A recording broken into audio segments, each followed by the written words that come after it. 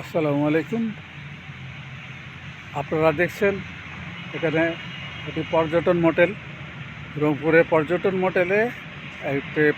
মোটেলের ওয়ালের মধ্যে আমি পর্যটন মোটেলকে আর্ট করেছি।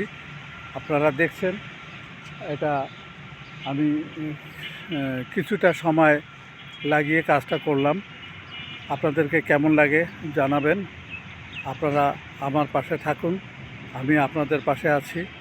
আপনাদেরকে দেখার জন্য ধন্যবাদ।